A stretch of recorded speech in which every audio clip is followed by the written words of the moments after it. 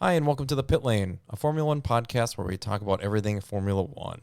In this week's episode, we will be discussing the 2024 Italian Grand Prix at historic Monza. Will McLaren continue its form? Can Red Bull show some positive form? And will Ferrari get on the podium with its new upgrades? I am your host, Jordan Wynn, and alongside me is my co-host, Alden Kwell. How are you doing today, Alden? I'm doing very well, Jordan. It's awfully good to be back here in just 1 week after last week. So can't wait to discuss the Monza Grand Prix. Finally get another back-to-back race, which is always nice for us as fans. But we can start with some news. We don't have too much this week as we kind of covered a lot of it last week. But Mattia Binotto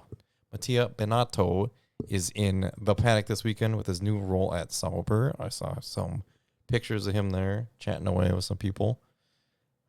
Probably trying to poach some people from some other teams as well. So it's good to see him back there, especially in Italy.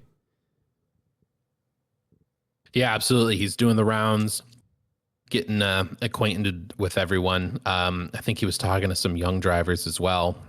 We'll see how that looks at Sauber. Maybe he's trying to get a reserve driver for next year. But obviously, Mattia Binotto is from Italy. So of all the races that he would probably attend this year, this would certainly be high on his list of ones he would want to view the car and the team and everything. So nothing, it's not shocking that he was there or anything, but yeah, definitely looking forward to seeing him more often and seeing what he can do with the Sauber Audi venture going forward.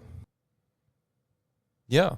Like you said, good to see him there chatting away. I'm pretty sure F2 and F3 were there this weekend, so you're probably right with him chatting away with some young drivers to see who he can get in a reserve role there for next year. Franco Colapinto's first Formula One weekend is this weekend with Williams. We'll get into more detail with that later as we go through the race. And we had a little bit of rumor news today. Nothing official yet, but it sounds like Adrian Newey is probably going to Aston Martin. What are your thoughts? Yeah, just to wrap up the thought on Franco Colapinto, it was nice to see a new driver in the paddock have a successful start. By successful, just like no issues, no damage, no injuries, no like teething pains for him. So we'll get into sort of like his performance later on, but just to, I guess, get back around to the Adrian Newey to Aston Martin rumors. These seem pretty strong. It was definitely one of the teams that there had kind of been rumors about over the last many months. And we were talking a little bit about this off air, but yeah, I mean, it makes sense. He's been working with Aston Martin to design some of their cars for a long time. So his relationship with Lawrence must be pretty good for this to come through. But I don't know. I guess I'm not surprised, but eager to see how this would manifest itself in his role and what sort of projects he would be working on for the F1 team. Would he be working on the 2025 car? Would he be working on the 2026 car? Would he be working on everything, kind of like heading up everything from a larger technical aspect? And I don't know, we were kind of talking about this. So what do you think, Jordan? Like, what are your thoughts on where you see his main focus being? Yeah, I think with the new regulations coming up in 2026, I think that's probably where his design is headed initially. I know he's probably we have one more year of these regulations, but to me, it seems like there's not enough time for him to make enough of a difference with the cost cap and the wind tunnel time that's allocated for each team. I just don't think there's enough time for him to make a big enough difference where they would put his quote-unquote genius into 2025. I think they'd probably gear it toward 2026 where they can really hopefully hit the ground running with the new regulations. They're working with Honda for 2026 as well, so that's a big thing. They'll be a works team, right? Just Honda Aston Martin or Aston Martin Honda, however they want to name it. But yeah, there'll be a works team essentially, and Newey with a works team should be huge. Yeah, I think they have a short timeline with one of their drivers, who's probably the most talented driver that this team has had, in Fernando Alonso. So I guess that my only questions would be like, and I'm just throwing these out there, would be like, do you try and min max your time with Alonso with whatever juice he's got left, with whatever brilliance Newey can bring to this current regulation set, or do you kind of punt that and just have Newey work on 2026 with whatever sort of question marky driver lineup you might have for 26? And maybe that's the direction they go, right? Maybe Newey's willing to spend a lot of time here, so you do try and give him all the time you can in the world to maximize the 2026 car. But I guess if I'm Alonso, I certainly want Newey to work on the 2025 car. Yeah. But it's same with Stroll, right? Like, Stroll would prefer it sooner than later, but the team has to sort of, like you said, use their resources in the best way possible, and that could be meaning that Newey doesn't get involved in the 2025 car because there might not be much to gain, as you mentioned. Yeah, it's going to be real about prioritizing what they are looking for going forward. And like you said, obviously Fernando Alonso's getting older. He's not peak Alonso anymore, or how much longer can he have those performances where you're like, oh, yep, that's vintage. But yeah, I guess we'll have to see what they decide going forward. But if all of this is true, it should make at least, the future very interesting with, Ferrari, McLaren, Mercedes, Red Bull tightening up at the front, and maybe Aston Martin joining that group as well. So it'll be interesting to see what happens in the future here. Definitely. No, you brought up a really good point, right? Like, someone of Newey's brilliance going to a not already established top team can only help equalize the field further. So this is, I think, all things considered, a good result for F1 and Aston Martin and Newey. So if this comes to be, we'd be very excited. I think the dream would have been for him to go to Andretti, right? Oh, yeah, Andretti number one, and then if not them, Williams, and then if not them, I guess Aston Martin. Yeah, we'll take that. We'll take that.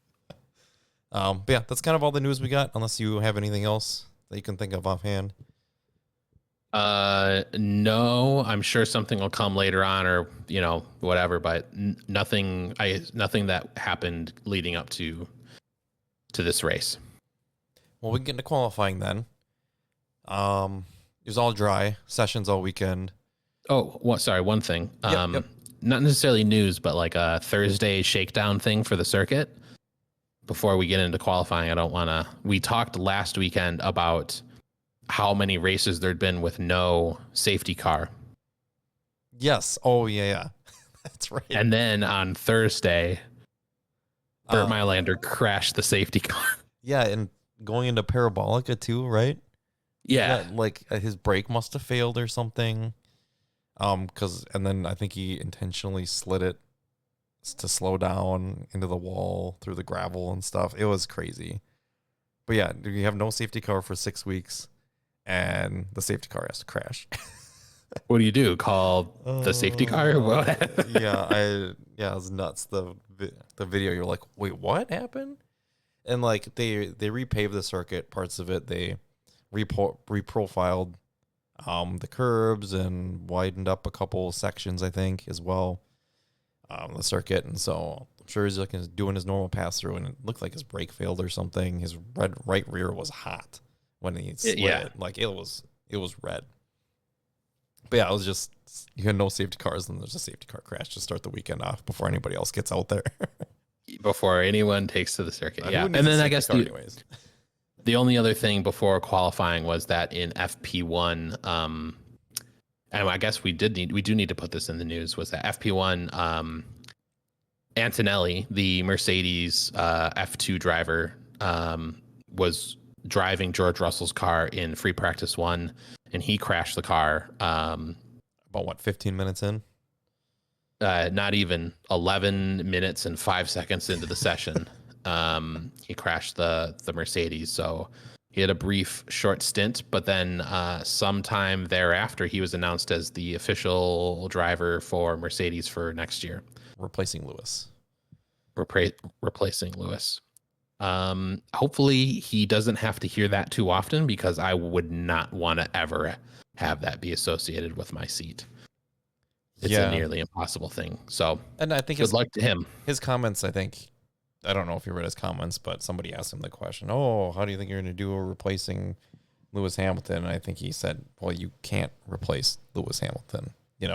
Was basically his comments. He's like, "And that's not what I'm trying to do. I'm trying to be me and, do what I think I should do, and et cetera, et cetera. And you're never going to replace, potentially the GOAT." So, I think his comments were spot on. So hopefully, like you said, he doesn't need to hear it too often, but I'm sure he will next year, especially early on. So he certainly will. I mean, 11 minutes in and he crashed George's car. So at least it wasn't Lewis's car. At least, yeah, that would have been a bad omen. Yeah. So I guess that's the only things we needed to add for the pre-qualifying sort of news.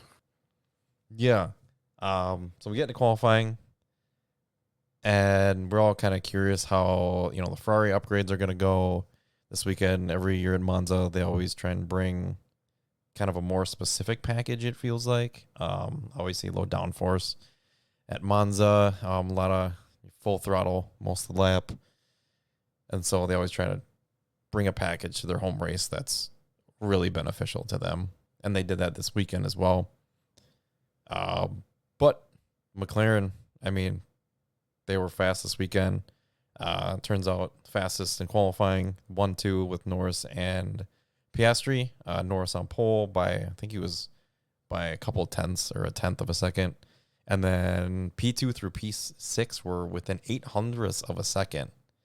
So that was kind of fun to see how close that battle was. With Norris in P2, George P3, Charles P4 in the Ferrari.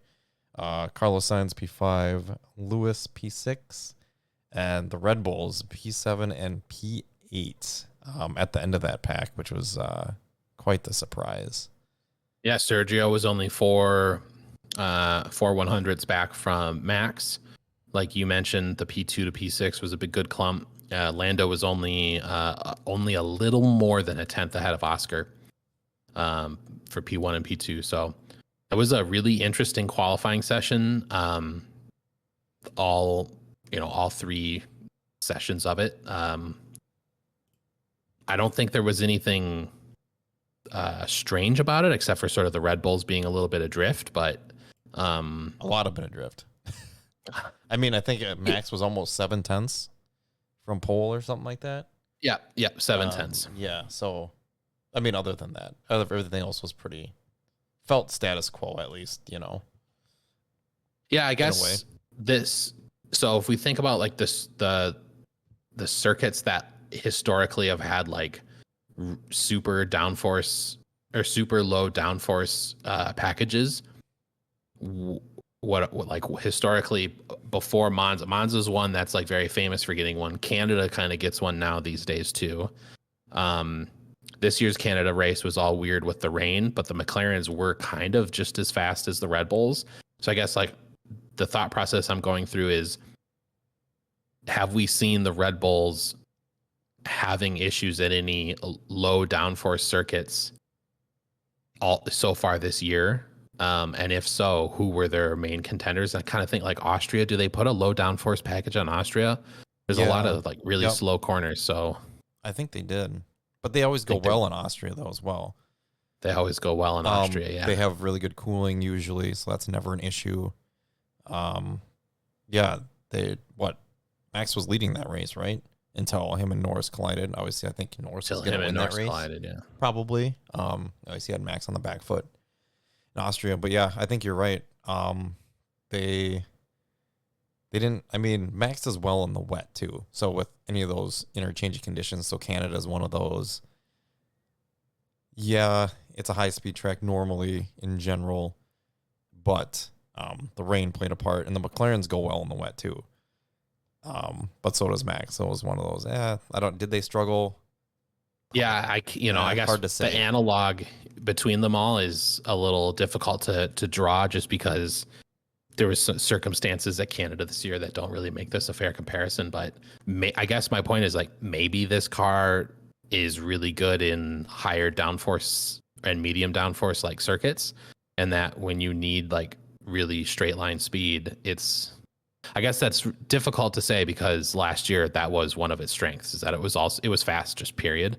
And then this year it's not fast in a straight line, or as fast as the others. Right. Well, I think the McLaren was slow on a straight line last year, wasn't it? They struggled big time in it, I'm pretty sure, if my memory serves. And I know the Ferrari Certainly at the wasn't beginning of the huge season. either. Yeah. So yeah, like you said, tough to compare, but they hadn't struggled like this at a high speed, and they have another one in a couple of weeks in Baku too, with the longest straightaway of the season. So okay, yeah, I guess there's definitely going to be some higher downforce corners in that race. So I guess we'll be able to draw a little bit better conclusion comparing this race to that one when we get there. But yeah, the qualifying was definitely uncharacteristic for the Red Bulls, but I don't think anyone else was really sort of out of place. Maybe the Ferrari sort of benefited the most. George Russell had a pretty good qualifying session. But yeah, Albon, Hulkenberg kind of putting themselves as the best of the rest. Albon, Hulkenberg, and Alonso kind of like making up 9, 10, 11 outside the top 8. So yeah, they're earning their money pretty well there, I guess, is the ultimate point. Right. And I think those positions ultimately paid off for, well, Albon at least. But we can get into that as we get into the race here. Should we talk about, I feel like we got to talk about McLaren first. Turn 1, or I guess talk about the start of the race. Norris gets a decent start this week, which is good. Piastri does as well. They go side by side almost into turn 1. Piastri just kind of defending one lane, and Norris on the inside of turn 1, and Norris leads out of the first chicane, which is great for him because that hasn't happened in a while. Him leading out of the first couple corners. And then they had the run up to turn 4. And Piastri, I know he must have gotten a really good exit along with the slipstream. And it wasn't really a dive bomb. It was just a really solid move, in my opinion. And I think he caught Norris off guard, and Piastri took the lead coming out of turn 4 and 5. Yeah, he made the most of the situation that was given to him by Norris. Some people will say that there should have been a better or a more stringent team orders or team effort going through the first lap.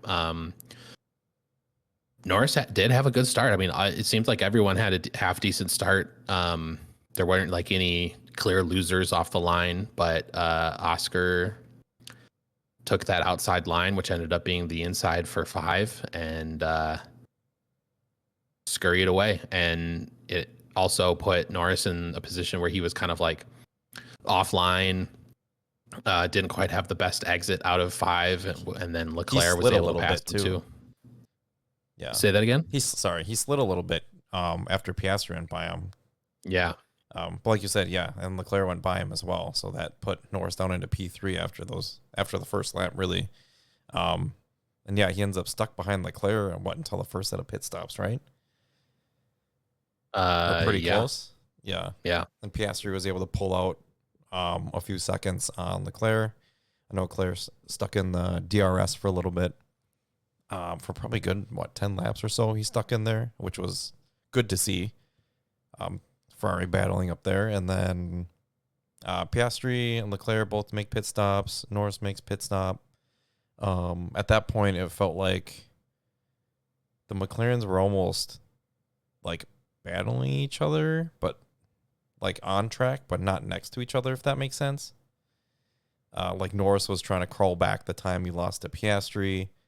I think Leclerc got undercut by Norris and Russell already, if my memory serves. So he was kind of stuck where he was at the time.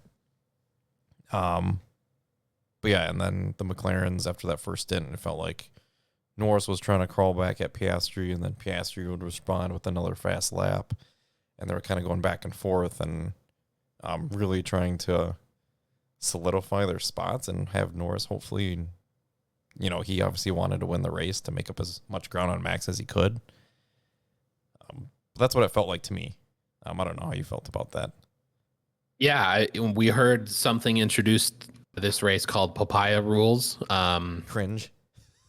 Almost. Yeah, it's something. And obviously, people are trying to speculate exactly what that means, but ultimately, it sounds like you can race your teammate, but ultimately the team comes first. So if we see something we don't like, we might have to put in a team order. But as of right now, it's basically both cars come home.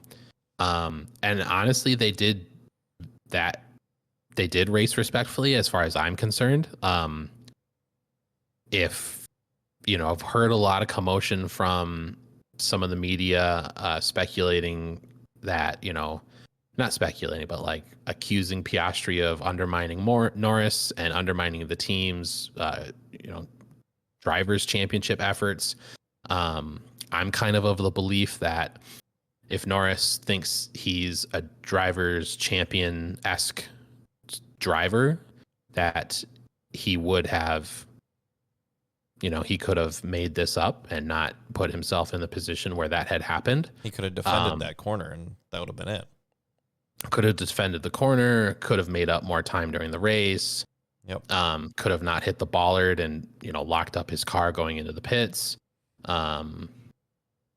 Any number of things. Also, I think you can't analyze this situation without analyzing Hungary. I don't think Norris has made any friends with Piastri by standing out in front for 25 laps in Hungary and then expecting his teammates to do anything in return for him now. If I'm Piastri, I'd be like, look, fine, you want to drive with some attitude and tell me I'm not driving fast enough. And as we learned, he had a broken rib that whole time. Right. And then now all of a sudden I'm expected to just like let you lead and I'm supposed to just play second fiddle to you forever. Like, no, that's not going to happen. I'm not going to let that happen. And ultimately Norris made up as many points on Max as he would have if he was first and Max was second. So he didn't capitalize on Max's sixth place finish, but I guess ultimately I don't see the drama here that a lot of other people are talking about, but I'm very happy Leclerc won the race and I'm very happy Ferrari won the race. So yeah, we didn't even get into that, did we? Yeah, I guess I don't know if that answered the question, but like, no, it does. I don't see anything wrong with Piastri and Norris sort of not necessarily duking it out. Like we have seen in 2016 some pretty ruthless team battles, and this is fine by all accounts. Yeah, no, I totally agree. Their second set of pit stops was kind of the same situation. I think Norris pitted first, and then Piastri pitted second, and Piastri was in front of Norris by, I don't know, like 5-6 seconds, so it really wasn't that big of an issue. But it was that, Norris has the undercut, and then he's going for fastest lap, trying to get crawlback time to Piastri, and kind of like you mentioned earlier, that, Piastri didn't want another Hungary situation where Norris pits first, he undercuts him, he takes the lead, even though Piastri was winning the race at the time, which would have been, the same exact scenario if that would have happened. It didn't. Piastri responded, but I think the way that those two were kind of battling each other without directly battling each other on track kind of sealed their fate for them, as it felt like, not that they burned up their tires, they were both on the hards, but I think they kind of burned them up too soon, in a sense that they used too much of it early on, battling each other instead of focusing on the Ferraris, which we mentioned. They did a one-stop with Leclerc and Sainz. Yeah. They both did. Yeah. Both did a one-stop. And it was pretty masterful stroke by them, which you don't say often about Ferrari and strategizing. But Leclerc pulled it off. I mean, they both did, really. but Leclerc pulled it off. He was super consistent in a second stint. I think every lap but one of his second stint on the hard tires was a 123 something. And that was from lap 16 on to 53, I think. He had a 123 except one lap. It was like a 124 or something. But every other lap was a 123. Super consistent, held on to the tires, completely deserved to win the race. Based on that alone, drove the heck out of it. Carlos Sainz, he went longer on the mediums. He went to lap 19, and I think he said he lost a little bit of time there, not going in earlier on the hards, but I didn't think the hards would hold on that well. No. But they did in the end. So yeah, Leclerc won the race, and it was great drive by him, completely deserved. They win the most two important races of the year. I mean, for them, Charles wins his home race in Monaco, and they win at Monza. Ferrari does. So hats off to them. Upgrades worked. Strategies worked. Big points for them. They got the most points this weekend. They're actually gaining on McLaren and Red Bull, which I find interesting at this rate, that they're closing in on them. So, yeah, Leclerc wins and Carlos Sainz with a P4. Yeah, no, you covered that. You did. Yeah, that was amazing. Just to put some stats on it, it was lap 19 was the only lap that he had over a 123. So from lap 18 to 53, he was doing 123s with bar lap 19, which is just insane considering, I mean, yes, the fuel load, but also that degradation. That was insane because it looked like Oscar was catching up with him so much quicker. So the narrative felt like Leclerc his lap times weren't good enough, but like that just goes to show how quick Oscar Piastri was driving in those closing laps, which is just insane. Kudos to Leclerc. He drove a fantastic race. And you're absolutely right. Like the standings for the Constructors' Championship is tightening, right? Ferrari's making up tons of ground. They've scored a lot of points. It's basically one bad weekend away for Red Bull or McLaren to have Ferrari be just as good as them. They're 39 points behind Red Bull. They are 29 points behind, or no, 31 points behind McLaren. We got a three horse race basically, considering how many points there is left to have. This is a 3-horse race. Yeah, with what, 8 to go? 8 to go, 7 to go? 8 to go. So, yeah, it'll be fun coming down the stretch here. It's, like I said, huge race for Ferrari. They deserved everything they got this weekend, especially Leclerc drove the wheels off that thing. So, kudos to them. In the end. And the strategy team, right? Like they're often maligned, but kind of feel like, sorry to interrupt it, but Ferrari had to do something different. They did do something different, and it was the correct call. Yeah, and Piastri, I think, was asked on the radio about, do you think we could do do you think these tires can make to the end? And Piastri didn't think so. I think the graining was more extensive. Norris kind of said the same thing. He didn't think they could do a one-stop, but I also think that was due to them battling each other and kind of taking the treads off of it. So, yeah, they both said that after the race that they didn't think they could have done one-stops. Yeah, maybe they could have if they had, like you said, if they had planned for it and not but done what they did. But that's not what they were going in the race thinking. So. But yeah, Piastri ends up P2, Norris P3 for McLaren. Still a good haul of points for them. Like you said, Norris still made up, 8 points or 9 points on Max anyways this week, which is what it would have been if he would have won the race versus Max in second. So, didn't totally capitalize on it, but still a good points haul, obviously for McLaren and for Norris. Mercedes, Lewis with a P5 this week. I honestly can't remember a whole lot going on in Lewis's race other than maybe passing Max at some point. And Russell, I know he had damage on lap 1, so he was dropping. I think he lost an end plate on his front wing. He also had a battle with Perez where he almost got pushed off the track. I think he was on the grass for a second, but ends up passing Perez in the end. So Lewis P5, Russell P7. Yeah, I think that Mercedes ultimately had a good weekend. With Ferrari's upgrades, it definitely looks like they've made a step up. And certainly in this package, let's see how these upgrades work. Through the rest of the season. Can they stay strong? But the Mercedes did decent. Max in P6, Checo P8, Russell and Checo dueling it out back there at the end of the sort of top four.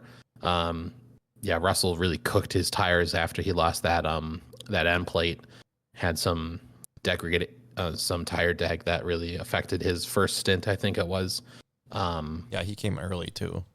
He did. He was one of the first ones, right? Yep. But yeah, honestly, like nothing crazy going on down there. I guess Max did sort of close the gap with Lewis. I seem to remember them having sharing some screen time, not necessarily a battle, but they were getting close, and obviously those two, fighting for position would dictate more screen time. Yeah. Oh, that with that history and stuff, they would need to show it. Yeah. Not that there's any blood there anymore, right? New season. It's been a few years. I think all that's cooled off, but yeah, Max with a P6. Something to note: he was 38 seconds off from first place. Just mentioning it because with how dominant that car was last year and at the beginning of the year, I mean, he was the one winning races by half a minute, and now he's down by about that much. So, just interesting to see the swings of things even in 1 year. Checo with a P8. Yeah, I mean, that's just kind of where Red Bull was this weekend. But I mean, for Checo's sake, with people trying to compare seats, should he be in that seat or not? I think he did a fine job this weekend. Felt like there wasn't much more he could have done, really. Like you said, in qualifying, he was right behind Max, and in this race, 2 positions back behind him. So I don't think there's much more he could have done this weekend. Williams, let's get into them with Albon with a quiet P9. I think he crossed the line in 10th with K-Meg's penalty, Kevin Magnussen, and got promoted to P9. So good points for Williams, 2 points for them. And go ahead. No, to note that Albon also only did a 1-stop race. Oh, he did? I didn't even catch that. Well, there you go. That's huge. 1 stop for Williams, and that car's quick in a straight line too, so that helps. Definitely. Colapinto on his debut with a P12 from P17.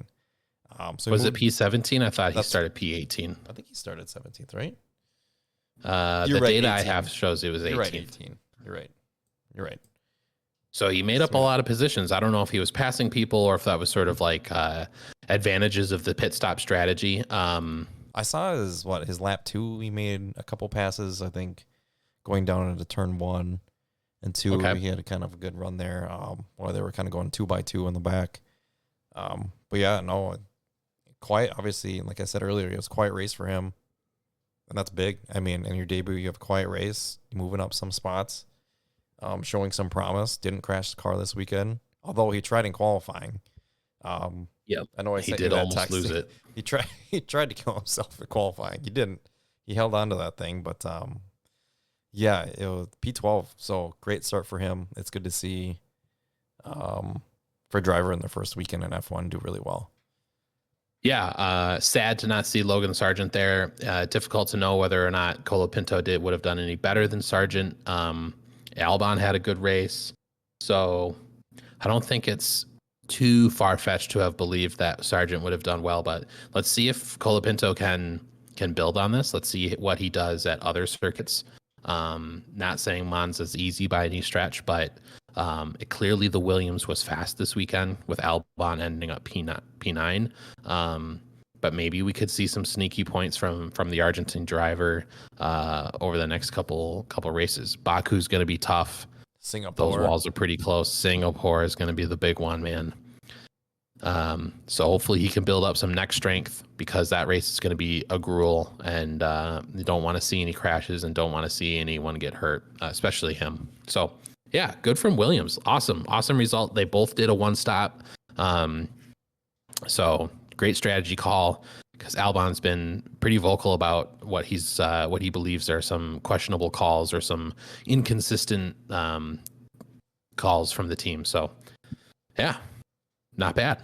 Yeah, they definitely take it. Trying to gain some points on VCARB, so that's huge. Haas this weekend, like we said, Magnussen crossed the line P9, but ended up P10 with his penalty. He got enough penalty points to get banned for the next race. From the beginning of the year, I don't know if you remember, he basically blocked the track for like 3 races in a row and got a bunch of penalty points racked up, and all of a sudden he only needed 2 more to get a race ban, and he got it this weekend at Monza. I think he crashed into Gasly. Is that right? That's what I remember. Yeah. Yeah, and so yeah, but still got a point out of the race, so that's good for Haas. And he just gets us out for a race, and we think it's Behrman coming in. We believe is their reserve driver, which, if you remember, he drove for Ferrari in Saudi Arabia, so he's had some F1 experience, so he'll be able to get to do it again. Yeah, and he'll be driving there next year anyway, so this will not only help him get accustomed to both the team and the car for next year, but it will also help the team understand him, and then they can just sort of build that relationship. So he is basically replacing Magnussen for next year. So I guess good on Magnussen for getting the points. Haas needs all the points they can. Yeah, and he'll miss Baku. Maybe he's okay with that one. So Beerman will get in. We think if it's anyone else, we'll be sure to let you all know. But yeah, Hulkenberg ended up P17, bit further back from Magnussen. But yeah, he had some contact in the opening lap with, who was that? Yuki or Daniel Ricciardo? Yeah, it might have been Ricciardo early on, and then yeah, I think that the next lap he dive bombed Yuki into like turn 1 and just smashed into his side pod out of frustration. I don't know. Yeah, ruined Yuki's day. Yuki DNF'd about a lap later. But yeah, Hulkenberg with a rough day, P17. I'm sure he accumulated some penalty points this weekend as well. So yeah, not a great weekend for him. I think just frustration got the best of him this weekend. But yeah, it did kind of feel like, I think you sent me a text. Oh yeah, I saw the Haas's making contact with the entire field today or something. But yeah. Yeah, race. Between Magnussen and Hulk, they crashed into like three different cars out there. Yeah. Not a good look. No, but they got points. So is it the worst strategy? Guess not. Bring us to Aston Martin. Alonso, kind of a quiet day, it felt like, again, for him. P11, but Lance Stroll with a P19. Yeah. Fernando Alonso with the 10-second penalty to Magnussen, Alonso ended up being less than 0.2 behind Magnussen. So he missed out on a point by a fraction of a second. Very close. I think Fernando drove that car very well this weekend. He did very well. Lance in no man's land. Yuki basically DNF'd. Lance Stroll had 3 pit stops. He was over a lap behind the leaders, behind both Saubers. Honestly, we didn't see a lot of him during the race. Maybe he ended up having some damage, but you cannot be slower than both Saubers. That's just for that team. That's just not acceptable. Well, and they pitted for a set of softs to go for the fastest lap at the end of the race too, and didn't. And he didn't get it. Right. That's why then that pit stop at like lap 50 or something. So he had 2 real pit stops. Yeah. Okay. And his lap was still like 0.8 off. So maybe there was damage, maybe not. Who knows? But yeah, it's not a good day for him either. Let's say, to put it plainly. No, it is even called out by Piastri in some of the post-race press conference. Piastri said something along the lines of Stroll was driving like it was his first go-kart race and he didn't understand what he was doing. Just, some brutal but honest feedback from his coworker, in a sense, his competitor. But yeah, I guess maybe Lance had a lot on his hands in the cockpit there this weekend. Maybe there was more going on that we weren't aware of. Yeah, it's more than possible, but yeah, just tough weekend for him. Takes us to V-Carb. Like we said, Yuki DNF'd after getting smashed into by Hulk. No pun intended. If that's a pun, I don't know, but you know what I mean. Good one. Ricardo with the P13. Quiet race too, other than the early action, I think, with Hulk. Just that's where they were this weekend. Not much screen time, so we didn't see much of him either. But yeah, take us to Alpine. Ocon and Gasly, P14 and P15 respectively.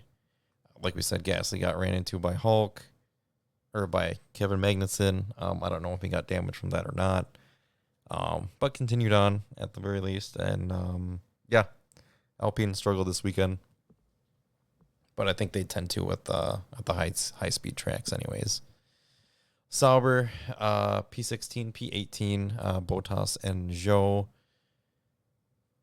It's just a slow car, man. I don't know. That's just, I feel like we say the same thing every week, but I don't know if there's anything else we can say about them at this point.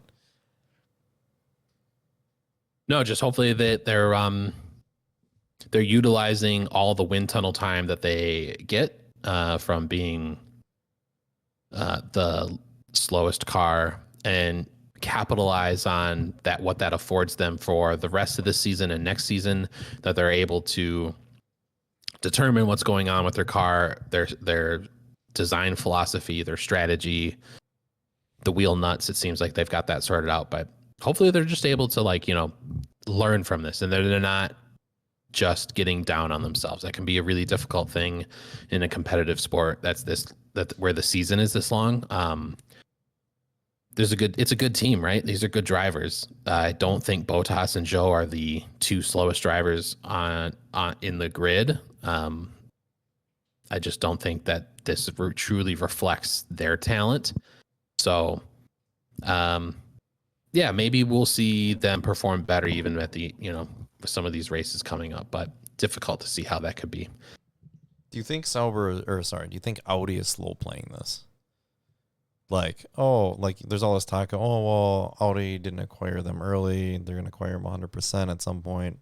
They haven't yet, blah, blah, blah. They should be gearing up, but it feels like they're not. Do you think they're just like, we want to be, not that anybody wants to be last, but it's okay if we're last, because then we'll maximize wind tunnel time for when we rebrand in 2026. And then we'll be working on our 2026 car all year next year in 2025. Where we have the most wind tunnel time, and we can just go ham from there. It's certainly a strategy. Maybe there's some rules that we're unaware of that would sort of prevent tanking like this. But we've never had this before either. I mean, the wind tunnel thing's new. Over the last 2 or 3 years, it's definitely new. But I think that it's easy to see how that could be a pro without many cons until all of a sudden everyone on your team decides they no longer want to work for the team that's literally last place because they're demoralized and depressed, and they would rather go work for Ferrari and make more money, or go to Alpine and be just as demoralized but double their offer, double their money, or whatever, right? Right. There's any number of teams that Sauber is literally last. Working for any other team in F1 at this point would allow you to have more points and more celebrations. So I don't see how this could. It's possible that the team is doing exactly what you're saying, right? We're gonna put up an effort. We're gonna show up. We're going to try. If we don't win, if we don't get points, who cares? Because we will just have the most wind tunnel time. But at the same time, I doubt that those people are all competitive. They're all trying to do their best. Right. There's no doubt in my mind that the mechanics, the strategists, the people at base, the designers, the drivers, the people on the pit wall are all trying to do their hardest. I have no doubt about that. But they definitely need to do better, because their best is not affording them any points. Yeah. Yeah. It's just kind of an unfortunate situation for Sauber, I feel like, right now. It just kind of feels like they're probably not getting the investment that the people that are working right now would want. Right. And it's not fair to them, I'm sure. Not for the driver. It's basically not for the whole team, right? Like, they're just kind of there, it feels like, until Audi shows up to quote unquote save the day. You know, then they're going to start pumping more money in and stuff. It's just kind of an unfortunate situation. You kind of hope that if somebody buys a team, it's okay, we buy it now. Not, oh, we'll buy it in 3 years. We'll buy 10% now, we'll buy 10% then, and then we'll take majority stake, and then we'll take it all. You know, yeah, I think Audi own 75% of the team right now. They just haven't rebranded it. Okay. I think the last chunk is like at the end of this year or something like that. And like, it's easy for I guess for the fans, right? For people who are just looking at the car, they don't see an Audi logo. They see Sauber, they see Kick, they see that livery, and they don't associate it with Audi. But for those who are like listening to this podcast, for those of us doing podcasts, for those in the F1 media, everyone knows it's Audi. Yeah. Right? Like, minus their engine, right? Minus the engine and minus the name. That is essentially Audi. And if you're interviewing for a position there, you know that the people who are determining whether or not you're getting the position is Audi. And if you're working there right now, you know whether or not you have a position there next year is because of Audi. So like, it isn't like it's Audi's kind of like hands off going, oh, well, that's Sauber, and whatever decision they make is their call. No, I feel like this is more reasoning for why I don't think they're tanking, because they wouldn't want to ruin the reputation with everyone who's there and everyone who's not there, but they want to bring there. No, that makes sense. It does. All the same, tough. Yeah, just not an ideal situation. You never want to see a team struggle this much. And I know we've seen it in the past, more recent years with Williams. But yeah, we don't want to see a team kind of have these sort of struggles this much, this far into the season. Excuse me. Yeah, was well said. Something to note: no safety car this week. Again, not because it crashed. They brought in another safety car, but there was no safety car. 4 yellow flags because of an issue on track. I think this is a new record for the sport. 7 races in a row. Yeah, this is awesome. I mean, it's not awesome from the standpoint that sometimes safety cars introduce some wild card strategy calls, but it's good from the sense that people aren't crashing their cars and people aren't getting hurt. And yeah. We'll see what happens in Baku, where I think safety car happens like 40% or something. Oh, there's going to be a safety car in Baku. It's like a coin flip, so we'll see what sides it lands on. All right, so winners and losers. Yeah, let's do that. Who do you got for your winner, Jordan? I have a Leclerc and a Ferrari as a whole, and Leclerc obviously big time for the win. Drove the wheels off the car. I know we talked about it before. Ferrari, great strategy. Upgrades worked. Signs with a P4. It's a shame he couldn't get on that podium as well, but I mean, huge points for them. Most points this weekend. Gained ground on both McLaren and Red Bull. So that's my winner. What about you? Great. Yeah. I went with Leclerc. I did not include Ferrari in that, but all the same, I think you could go, this is a win for Leclerc. This is a win for Ferrari. This is a win for anyone who's an Italian. Like, just all the fans there were like pumped to the max. And ultimately, this is a win for F1. We talked a lot about seeing Lewis win the British Grand Prix this year in the Mercedes, and his last year in the Mercedes, and what that meant to him, the fans, the team, F1, right? Like, it really sort of like broke down all these like sort of trivial rivalries that people hold, or these grudges. And this is just another one of those victories. Like, you can't not be happy for Leclerc winning the Italian Grand Prix at Monza. So hats off to him and Ferrari. What do you got for your loser? I'll let you go first. I'm gonna change my mind. What? Yes, After all of our discussions? I'm not gonna go with who I had originally. I'm going to go with Kevin Magnussen. Ooh. Yeah. He was playing with fire. And he got burnt. But he got a point this weekend. A lot of drivers got points. In fact, half the drivers got points, but he only got one, so that's why. He only got one, and it doesn't like his team went from having 27 points to 28 points. They went from being 7 back to 8 V-carb to being 6 back. Yep. And 1 point isn't going to change that. And now Haas have to race an entire weekend with a brand new driver who has never touched their car. He was in a practice session. Did he do a practice session? Okay, so they're going to put in a guy who's done 1 practice session. He's driven a race, to be fair. In a different car. In a better car. A much better car.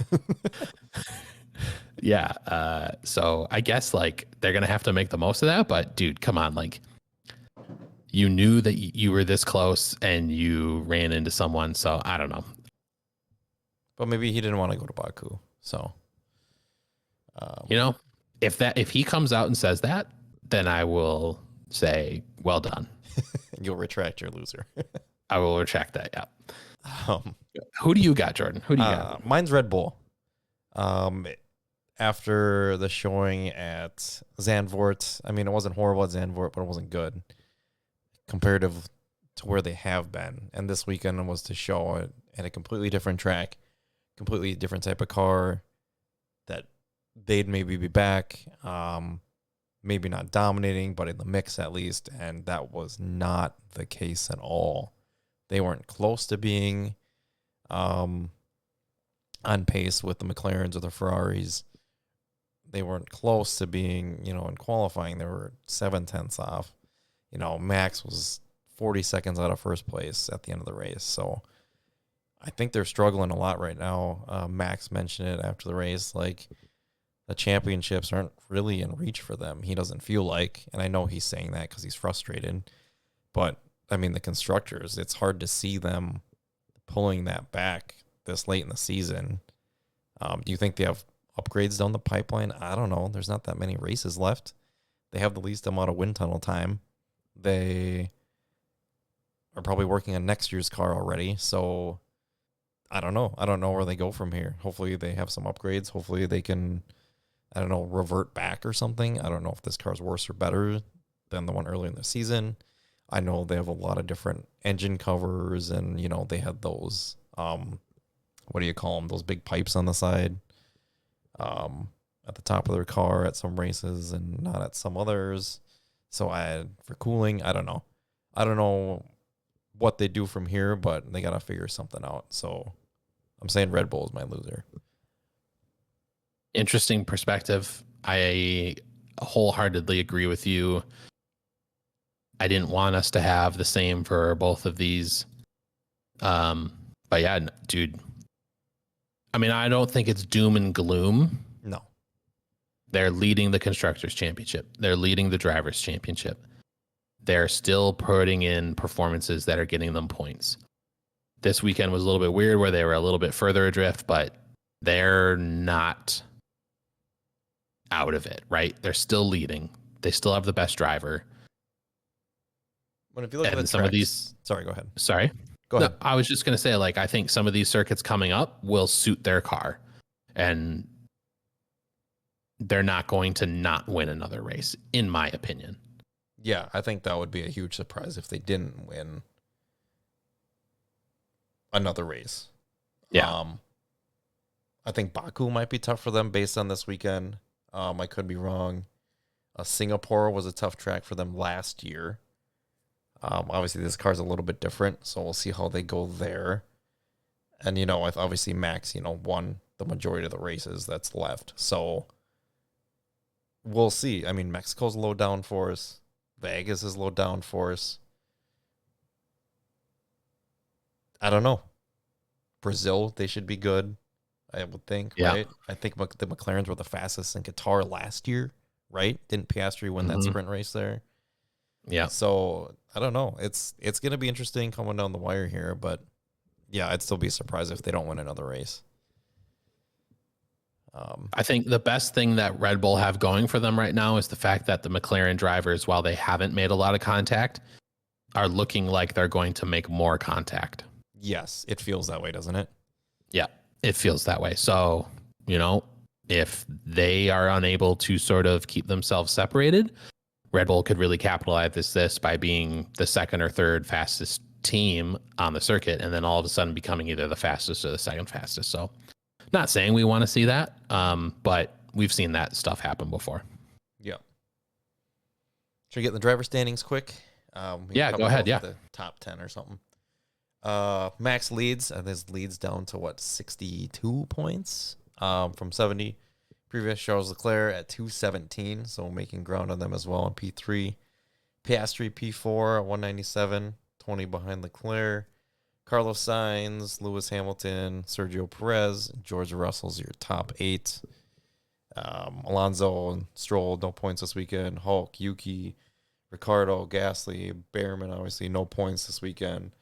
That takes us down to Magnussen, who got 1 point. That puts him on 6 points. Albon now at 6 points as well. So they're tied with Behrman, looking to pass him for 15th. But hey, Behrman's in a car next weekend, so who knows? He's looking to move his place as well. Ocon at 5. Zhou Guanyu, Sargent, Colapinto is 21st, and Bottas is 22nd. Based on countback. Yep. Team standings, I know we briefly mentioned the top earlier, but Red Bull, 446, McLaren at 438, so 8 points back. Ferrari at 407, making ground, so they're within striking distance of them as well. Mercedes at 292, kind of in no man's land by themselves. Aston Martin kind of in the same boat, but much lower point total at 74. V-Carb, or technically a Honda Red Bull powertrain, 34 points. Haas 28, Alpine 13, Williams 6, and Sauber 0. Got anything else to add before we exit here and move on to Baku in a couple weeks? No, nothing else to add to this race. Baku is 2 weeks off. It'll be the weekend of the 13th through the 15th. This is a new time of the calendar to see this race. They're usually earlier in the season. They've been moved back to help with sort of like logistical min-maxing of the schedule. I'm looking forward to the race. I hope we see a good one. We've had some real bangers before in Baku. So, hopefully here's the storylines that I think will be big going into it. Can the Ferrari package work in multiple circuits? Can Red Bull rebound? Will the McLaren drivers keep themselves out of each other's ways? Yeah, that's exactly what I would have said. I guess that's all low-hanging fruit stuff. Yeah, right. It's those 3 teams fighting for a constructor's title, and those are the main benefactors going into this weekend, right? Well, this will conclude another episode of The Pit Lane. This has been your host, Jordan Wynn and Alden Cable, and thank you for listening, and we will see you next time. See you in 2 weeks, Jordan.